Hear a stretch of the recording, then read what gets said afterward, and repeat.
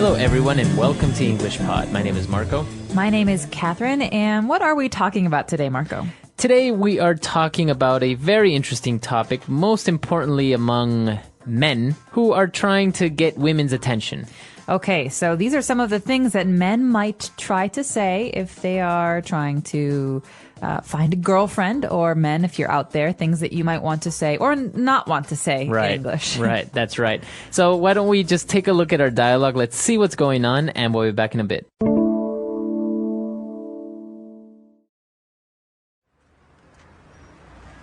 Let's go out tomorrow night. We can go to a bar and try to find you a girlfriend.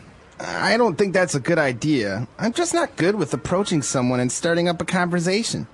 Maybe you just need a few pickup lines, to break the ice. Pickup lines don't work. Come on. You can just walk up to a girl and say, "If you were a booger, I'd pick you first." What? Come on. That's just lame. No girl would fall for that. Fine. Then you can say, "So there you are. I've been looking all over for you, the woman of my dreams." That's a good one. I think that's pretty funny. Yeah, so you make her laugh, you make a fool of yourself a little bit, and then you buy her a drink. Okay, how does this sound? I was so enchanted by your beauty that I ran into that wall over there. So I'm going to need your name and number for insurance purposes. Nice. Let's go. All right, we're back. So now let's explain what's going on a little bit more. Let's take a look at some vocab on Language Takeaway. Language takeaway. So the first word that we have here, Marco, is a verb. We say to approach, or to approach someone. That's right, to approach someone. And that means to, go up to someone and start a conversation, start talking to them. That's right. So you physically walk towards someone, you go to them to start talking to them. So you can say, I'm not good at approaching other people, or he approached her in the bar because he wanted to talk to her. That's right. So to approach someone is to go up or get close to that person and start talking to them. That's right. All right. So now what the dialogue focuses on is pickup lines, as the title says. So what exactly are pickup lines? All right, well, take this as a phrase. You don't want to look at the individual words, but pickup lines are things that people say to show that they are interested romantically in other people. Right. So if I am talking to someone and maybe he says something that is a pickup line, he's trying to show that he's interested in me. That's right. So usually, I guess, guys use pickup lines at bars or something to get a girl's attention and to, as you say, show that he is interested in her, right? That's right. And some are very creative and nice, and some are very stupid and silly. So there are many different kinds of pickup lines. But the trick here is that they're usually lines that the person will create or will have heard before they use it. Right, exactly. It's like a fixed thing. Yeah, it is usually very creative, as you say, or very funny to kind of get the girl's attention. Now, the first pickup line that we heard was, "If you were a booger, I'd pick you first." If you were a booger, I'd pick you first. All right, so what does he mean here? If you were a booger, what is a booger? A booger is a piece of dirt in your nose. Okay, so sometimes you have some things in your nose and you want to blow your nose to clear it. Well, those things inside your nose, those are called boogers. This is very informal English. Right. So I guess the technical term for it would be mucus. Mucus, that's right. But obviously in English, there's also an informal way of calling it, and it's called a booger. So the idea here is the pickup line means two things. It means sometimes you have to take boogers out of your nose. Some people use their finger. But the other meaning is, if I'm interested in you, I pick you first. Right. Right. And the verb here, to pick, is not to choose, but is actually used as a verb when you're talking about your nose. You pick your nose, or you pick a booger. That means to actually remove. It means to put your finger in your nose to take out these pieces of dirt. Right. So boogers. Maybe a mother to their younger son or daughter would tell them, don't pick your nose in public. Moms often say this in English. Right. Don't pick your nose. It's rude. Exactly. All right, so it's a very interesting pickup line, obviously very funny and I guess creative, but at the same time, the verb there, to pick, we just figured out it means something completely different. All right, so it's a joke, but it's also kind of gross. Exactly. And obviously his friend agrees and says that's lame. Lame. So something is lame if it's stupid or not funny. We often say that's a really lame joke, which means I don't like that. I don't think it's funny. Mm-hmm. Okay. And actually people start using the word lame for many things that they don't like or they think is not interesting. Right? Yeah, like that band is so lame. Mm-hmm. They're Or that not cool. that movie was lame. It wasn't interesting. It wasn't fun. Okay, so that's basically what it means. All right, so let's take a look at everything we've learned again, and we'll be back in a bit.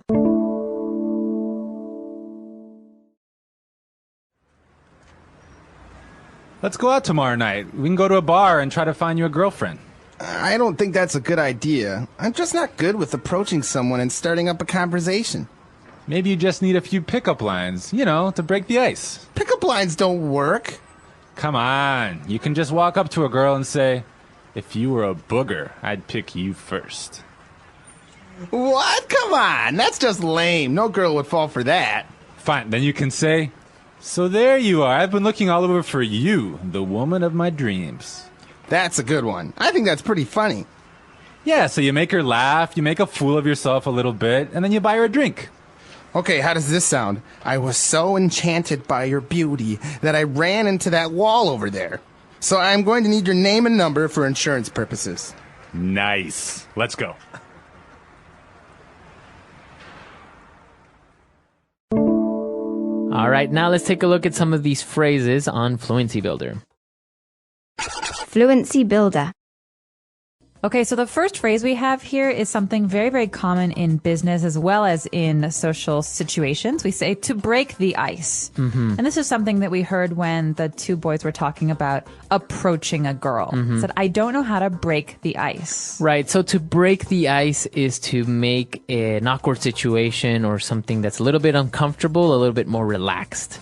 That's right. So oftentimes in a new company or at a party where you don't know anyone, you have to break the ice. You have to make things more comfortable so you can talk to people. That's right. All right, so you want to break the ice. You want to maybe be more comfortable around people. Right. So sometimes people use games to break the ice. Like at your company, maybe at your first day of work, they'll have games to learn people's names. These are ways of breaking the ice.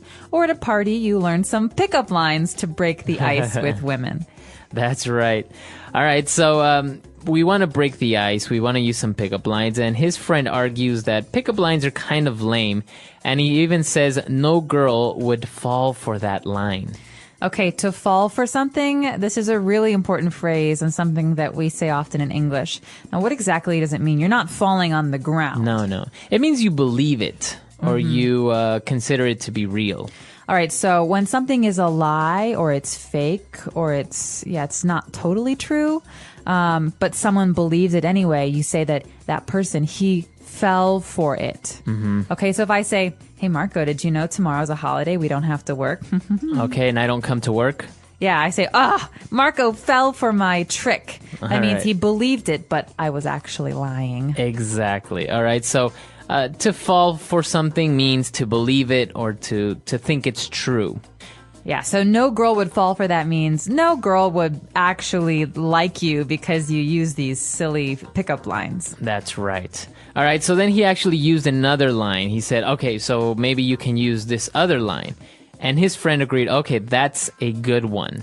That's a good one. We can also say, good one. Good one. Yeah, this is very informal English, and it's something that we say when we want to say that I like the idea, or it's a good idea. Or maybe even a joke. Someone tells a joke and you think it's really funny. You say, oh, that's a good one. That's a good one. So in this case, we heard one good pickup line and one bad one. But maybe you're at work and someone comes up with a really good idea for marketing. You say, oh, that's a good one. That's a good idea. That's a good one. That's right. All right. And obviously his friend explains that the whole purpose of the pickup line is to make a fool of yourself a little bit and then, buy the girl a drink or become her friend.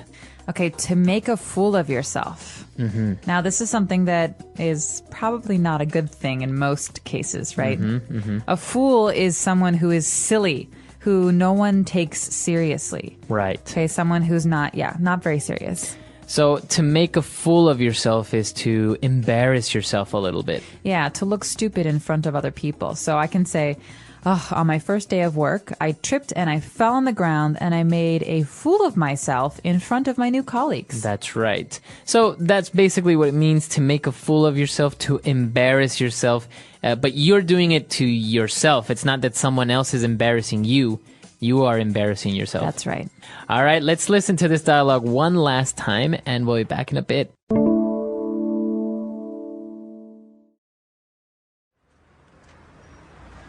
Let's go out tomorrow night. We can go to a bar and try to find you a girlfriend.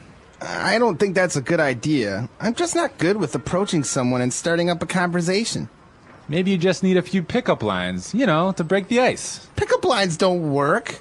Come on. You can just walk up to a girl and say, if you were a booger, I'd pick you first. What? Come on. That's just lame. No girl would fall for that. Fine. Then you can say, so there you are. I've been looking all over for you, the woman of my dreams. That's a good one. I think that's pretty funny. Yeah, so you make her laugh, you make a fool of yourself a little bit, and then you buy her a drink. Okay, how does this sound? I was so enchanted by your beauty that I ran into that wall over there. So I'm going to need your name and number for insurance purposes. Nice. Let's go. All right, so looking at these pickup lines, we took a look at the first one about the booger and everything.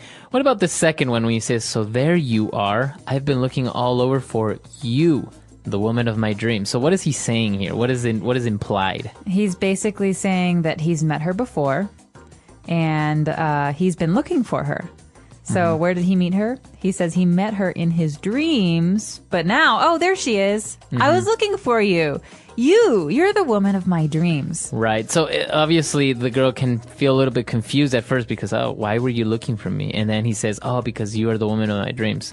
So it's obviously a little bit exaggerating, but it's funny. He's joking, but he's basically saying, I know you. I've been looking for you. And what about our last pickup line where he was saying, I was so enchanted by your beauty that I ran into that wall over there. So I am going to need your name and number for insurance purposes. So he's saying, you're so beautiful that I had this accident. I walked into a wall. I hit my face. Now that I have an injury, I need your information so that I can claim insurance, so I can get money from my insurance company. So This is a way to ask a woman for her phone number and name. And her name, exactly. So it's a very clever way of obviously breaking the ice, but at the same time he's trying to be funny and trying to get her number, her telephone number and her name. That's right. So one of the most memorable ones that I've heard was your father a thief? Because he stole the stars from the sky and put them in your eyes. Ah, nice. So this one is more of a compliment. Yes, it's a compliment. And but in a funny way, saying, your dad stole all the stars from the sky. Yeah, no, I've heard a number of them. Most of them are pretty bad, pretty lame. And they're always almost always a way to ask for your phone number. Now, as a girl, what do you think is better? For a guy to use a clever, funny, but tasteful pickup line, or to just walk up to you and say, hi, my name is so-and-so, what's your name? If you can be clever, if you can come up with something that's funny or interesting, then I think it's good. If you say something that's rude or disgusting, I think that's probably bad. Like the booger. The booger pickup line is a bad idea.